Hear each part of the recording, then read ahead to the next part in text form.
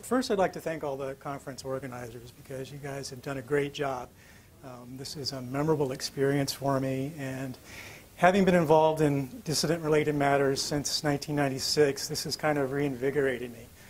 For a while, I was kind of feeling post-dissident, I guess you could say, but this has kind of got my energy back up again, and I'm feeling pretty darn good about things. Let me start by telling you my own personal story, my own journey toward dissidence. I'm 49 years old, so I came of age as a gay man pretty much at the same time that AIDS made its entrance. And like so many others, AIDS drastically changed my life. First, it was because so many people I knew died. For a number of years, one of my New Year's Day rituals was to go through my address book and cross out the names of all those guys who had died the previous year and remember them. By the mid-90s, when I stopped counting, I'd drawn lines through the names of nearly 100 people. Some of these were just acquaintances, people I'd met at parties or interacted with during my involvement with various organizations. Some were friends, the guys I'd go for a beer with at the bar, the teammates on my tennis team, or the fellows in my running club. And a few of them were dear friends, men I loved like brothers and whose absence I still feel today. I was around a number of these men through their illness. And one thing was very obvious to me early on. Guys who appeared in good health got sick really fast when they began taking AZT. And I resolved early on, if my time ever came as a gay man and I tested positive, I would never take the drugs. Well, 13 years ago this month, that time came, and when I was taking a routine physical, my doctor said, "Got some bad news for you, you're HIV positive." Well, that was a shock to me because my only possibility of exposure, given my sexual history, was about 3 years before. So that meant I'd already been infected, if I was indeed infected, for about 3 years. So telling that to my doctor, he said, "Well, since you've already been infected for a while, we need to get started on the drugs pretty fast." And I said, "Well, let me think about it." And he tried to persuade me otherwise, and I said, "Why don't we do this? Let's do a T-cell count. I'll come back, see what the numbers are, and then we'll go from there." 2 weeks later, I came back for that T-cell count result, and my T-cells were over 700, about 725 I think it was. And I thought, great, I'm in pretty good shape. Well, the doctor said, and I've never heard any other doctor say this since, he said, "Well, 700 is about 70% of what your normal T-cell should be, so you're definitely going down." And so he said, "You need to take a triple cocktail right away." And I disagreed, and we went back and forth.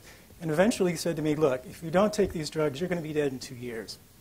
So he handed me the prescriptions. I walked out the door, and on the way to the car, I passed by a trash can. I ripped them up, threw them in, and never went back. That was 13 years ago. That was the last time I went to a doctor for anything HIV related. And luckily, I haven't had to go to the doctor much for anything, really. The next few months were really difficult. I spent a lot of my spare time reading. I felt like I didn't have any support in the mainstream, so it was kind of on my own. I had to be my own advocate and take care of my own health. So I spent a lot of time reading. I was on the internet, and really by stroke of luck, I saw Dr. Duesberg's book, which had recently been published. So I picked it up in my local gay and lesbian bookstore and read it cover to cover in one sitting, and a lot of things suddenly became clear to me. And I felt really satisfied and vindicated in my decision not to take the drugs. Then I began to reach out and try to connect with other people in the dissident community. I called Christine Majori, just went through directory assistance, and found her number in Los Angeles and called her out of the blue, and we had a great conversation, and she couldn't have been sweeter. She connected me with about 4 other guys in Atlanta, which is where I was living at the time, and together we started a HEAL chapter, HEAL Atlanta chapter. And we were very active for about a year. We had monthly meetings. We screened documentaries. We just had get-togethers where we just talked. And our very first speaker was Dave Raznick. We flew him down one time, and he spoke for us. Thank you. And that was really my involvement for a while. In 1999, I decided to move to New York. And at the urging of Christine, a few years later, I started an Alive and Well affiliated support group, essentially. It wasn't much more than that. We really just had about 20 people who would get together once a month and talk and share our concerns. Julie, right here in the chair there, she's a member of that group. But being an AIDS dissident or a rethinker wasn't something I really ever wanted to be. And being here in front of you right now is really not something I ever aspired to do. I don't mean that to say that I'm ungrateful for the honor of standing in front of you. It's just that being gay, being HIV positive, and being a dissident isn't the easiest life in the world. Okay? The gay community is already a small community to begin with. And when you set yourself apart by being an HIV/AIDS dissident, you have a community that's this big, And so you learn very early on to be circumspect about who you tell what. And so it's tough. It's very isolating. And that's why when I moved to New York, I started that group. And that was really to kind of give me some support. It was not just for the other people, it was for me too. I needed that support. And it got me to wondering, though, why do more gay men not embrace dissidents? Well, there are a couple of obvious answers, really.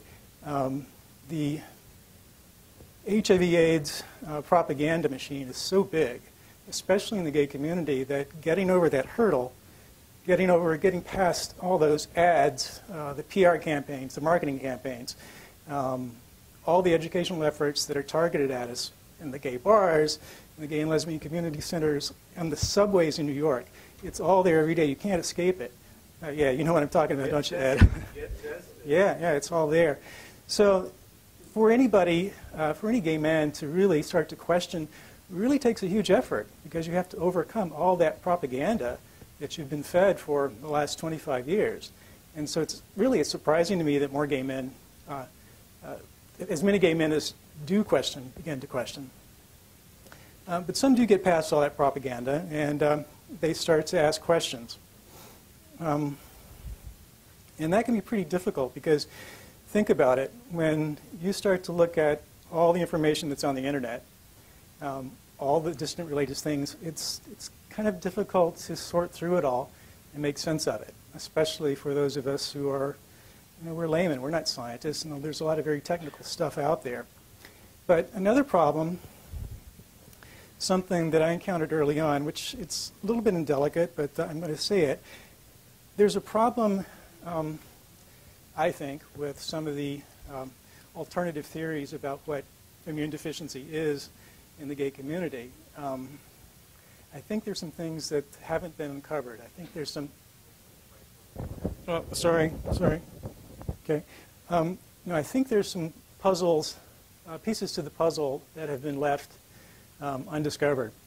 And around 2005, based on my experiences, by that time I'd known dozens of gay men, dissidents in fact, who weren't using recreational drugs, who were not using the antiretrovirals, yet they still developed what were essentially AIDS-defining conditions. And I kept seeing this over and over and over again. And it occurred to me that there must be something else going on. I'm not a scientist, but I began reviewing the literature. I began reading as much as I could. And I came to formulate a hypothesis, essentially. And that's what I'd like to spend the remainder of my time telling you about. So, David, can we start the PowerPoint?